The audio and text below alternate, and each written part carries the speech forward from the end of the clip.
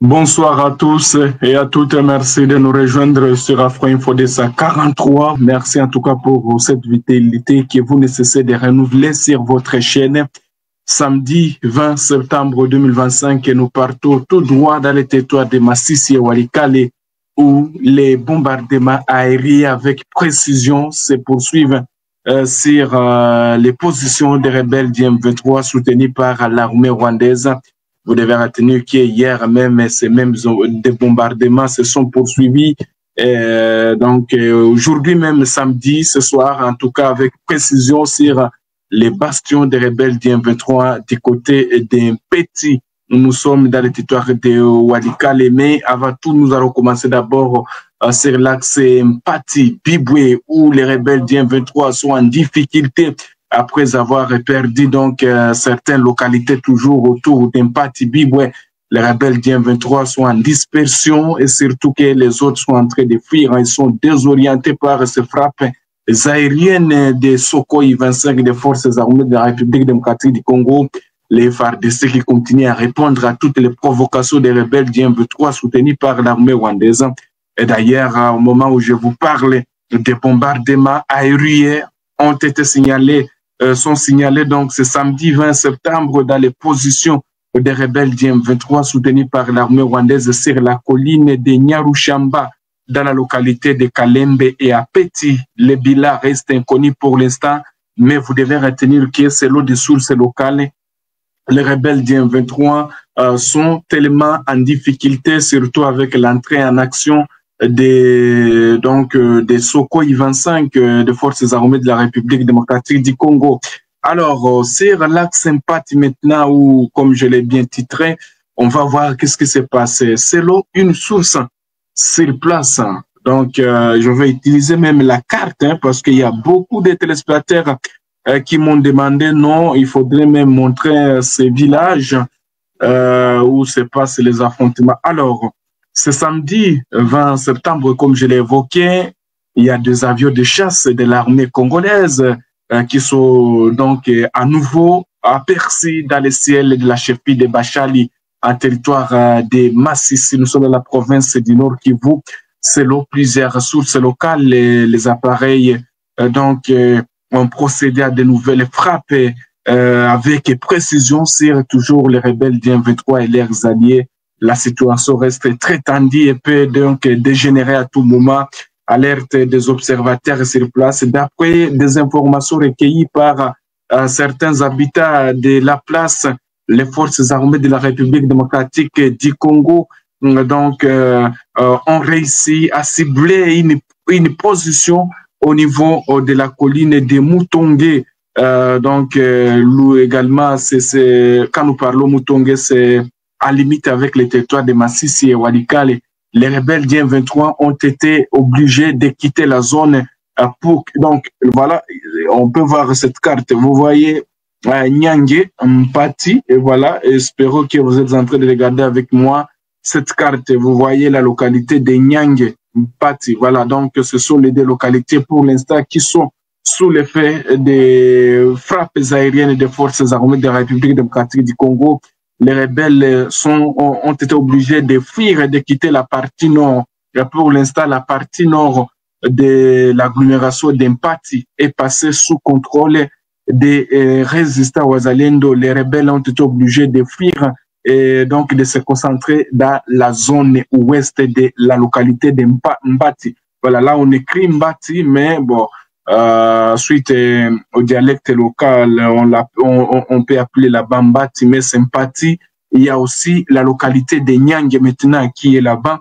Alors, les forces armées, les Wazalendo aussi sont bel et bien avant. Il y a eu des avancées du côté des Wazalendo. D'ailleurs, il y a un responsable des Wazalendo qui a confirmé que, en tout cas, les frappes aériennes les ont beaucoup aidés en avançant, surtout dans au niveau dans la partie nord de cette agglomération de Mbati, ou on peut lire Mpati comme vous voulez. La veille, donc hier samedi, des violents combats avaient opposé les forces armées de la RDC dans le secteur de Bibo à la suite des frappes aériennes menées donc par des drones et des avions Sukhoi. Plusieurs localités dont Bibwe, Nyange, Kito et Embe avaient été touchées, surtout les positions des rebelles du M23 et leurs alliés. L'armée congolaise aurait mobilisé en tout cas un arsenal militaire important incluant non seulement des Sukhoi 25 et Sukhoi 35, mais également des drones, en tout cas armés des types CH4. De ce côté, les rebelles du M23 continuent toujours à dénoncer, à dire oh, ils ont été attaqués, alors que les forces armées de la RDC aussi répondent à toutes les provocations de ces rebelles du M23 soutenus par l'armée rwandaise. Vous devez retenir que donc l'agglomération de Mbati ou Mpati, comme on pouvait les prononcer, et pour l'instant, il y a une partie qui est contrôlée par les rebelles, alors que la partie était contrôlée à 100% par les rebelles, mais les rebelles ont perdu donc la partie nord de cette agglomération de Mbati ou Mpati, alors que si vous voyez très bien ici, Nyange, les Wazalendo aussi sont bel et bien là-bas, alors Mbati, une fois réussir Mpati, ils auront déjà accès à d'autres localités. Alors, ce que vous devez retenir, chers téléspectateurs, les FARDC n'ont pas fait de repos, même à ce moment où je l'ai dit, tous les rebelles qui étaient à Kitso, les rebelles qui étaient à Embe sont partis se concentrer au niveau de la colline de Nyarushamba. Les FARDC étaient bien informés, c'est ainsi que même ce samedi, il y a donc des drones ou des frappes aériennes de Sukhoi 25 qui d'ailleurs, vous allez voir, est-ce que je vais chercher cette image là-bas pour vous montrer une image là où il y a des frappes qui ont ciblé une position des rebelles du M23 au niveau des Petits. Alors, quand nous parlons Petit Kalembe, ces deux localités sont dans les territoires de Walikale. Et c'est là où d'ailleurs il y a eu des bastions des rebelles du M23. Je le disais que dès que les FARDC ont réussi à récupérer Lula et Katobi, les bastions des rebelles du M23, les grands bastions des rebelles du M23 qui restaient dans les territoires de Walikale, pour l'instant c'était les bastions des Petits. Mais aujourd'hui, on nous signale que ces positions ont été aussi bombardées par les avions des chasses des forces armées de la République démocratique du Congo. Et là, c'est pour quand même éloigner les dangers aussi de la cité stratégique de Pinga. Hein. Vous savez très bien que Pinga, c'est une cité stratégique.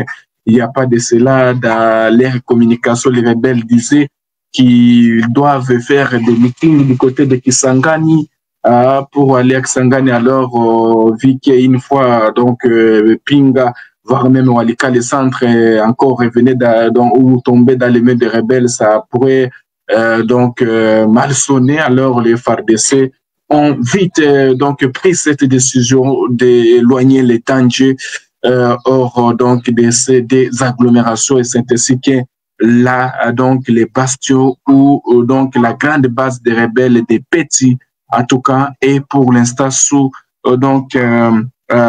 les bombardements de Sukhoi 25. Mais est-ce que voilà, je pourrais avoir accès à cette image pour vous montrer comment est-ce qu'elle est. Il y a, voilà, donc je vais y revenir, peut-être qu'on va y revenir, mais chers téléspectateurs, vous devez retenir que les forces armées de la RDC sont donc déterminées encore plus que jamais pour encore reprendre toutes les localités qui sont donc entre les mains de rebelles du M23 soutenus par l'armée rwandaise. Alors, je le disais même dans la première édition, si vous nous avez bien suivi, les rebelles du M23, lorsqu'ils ont été frappés par des Sukhoi 25, ils sont allés maintenant attaquer la population. Malheureusement, plusieurs sources confirment en tout cas à actualité même possédée et même à la radio-télévision communautaire de Moïse, où je le disais même qu'au moins 25 personnes, plus de 25 personnes ont perdu leur vie. Donc, après que les rebelles auraient subi ces échecs, ils sont allés donc maintenant attaquer les paisibles citoyens du côté de Tchandjiki, regroupement qui s'imbat dans le territoire de Walikale, au nord Kivu. Il s'agit d'un bilan provisoire car les fouilles continuent dans la forêt. Et ces informations sont confirmées par des notables donc locaux, mais aussi nos confrères de l'actualité précédée confirment ça. Les victimes sont des habitants de Tchandjikiro dans la localité de Banamoulema qui vivaient dans la brousse depuis l'incendie de leur maison en juillet dernier par les rebelles d'M23. Les rebelles encore les ont poursuivis pour donc après qu'ils ont subi donc des échecs dans des frappes aériennes hier. Cette information a été confirmée en tout cas par des sources militaires. Selon même un notable de la place qui se confie à nos confrères d'actualité précédée, Lavi Tchaoui, secrétaire administratif du groupement Kisimba, les survivants de cette attaque de rebelles du M23 ont procédé donc à l'enterrement de leurs proches. Ce samedi, Lavi Tchaoui appelé Kinshasa à faire tout moyen pour libérer les habitants de cette contrée dans ces misères. Et d'ailleurs, beaucoup donc des zones encore, il y a des zones surtout dans le groupement de Kisimba qui sont contrôlées par les rebelles du M23. Alors, les rebelles qui ont perdu les leurs aussi dans des échanges de tirs. Et d'ailleurs, oui, laisse-moi voir ici, il y a donc une information qui nous vient de ces territoires, de même dans ce groupement où les rebelles se sont attaqués. Pourquoi ils se sont attaqués aux habitants alors que les habitants n'ont pas d'armes? Voilà. Alors, des sources sur place dans la région affirment que les éléments et où les Wazalendo du mouvement SMC, donc dirigé par le général autoproclamé Jonas Vigabo, ont causé un échec aussi aux rebelles du M23. Vu qu'il y avait des frappes aériennes, le fait que les rebelles étaient donc en désordre, ils étaient dispersés. C'est comme ça que les Wazalendo aussi ont profité, ces rebelles du M23. Alors, au niveau de Tchandjikiro, et vous devez retenir que selon cette source, au total, les 5 RDF ont été aussi neutralisés, plusieurs blessés enregistrés, 4 armes récupérées, plusieurs autres matériels de guerre sont donc rentrés dans les mains des Wazalendo.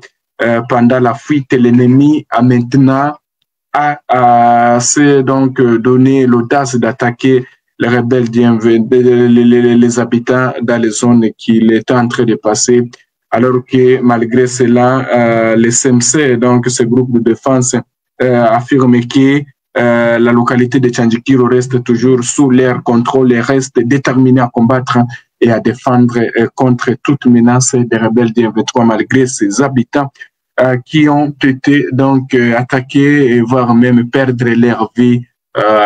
Les rebelles disent qu'ils collaborent avec les Wazalendo. Les FARDC ont, après les affrontements du vendredi 19 septembre à Masisi, récupéré les matériels militaires de l'armée rwandaise encore.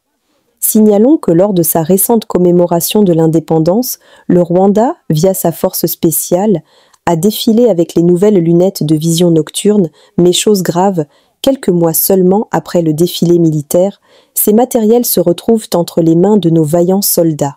Puisque le Rwanda continue à nier de sa présence sur le sol congolais, comment ces effets militaires se retrouvent-ils au Congo? Est-il reconnaissant de la perte perpétuelle de ces hommes sur le sol de Lumumba? Nous sommes arrivés à la fin de cette édition. Merci à vous de nous avoir suivis jusqu'ici. Si vous avez apprécié ces contenus, n'oubliez pas de vous abonner à notre chaîne, d'activer la cloche de notification pour ne rien manquer de nos prochaines vidéos. Likez et partagez cette vidéo. On se retrouve très prochainement. À bientôt.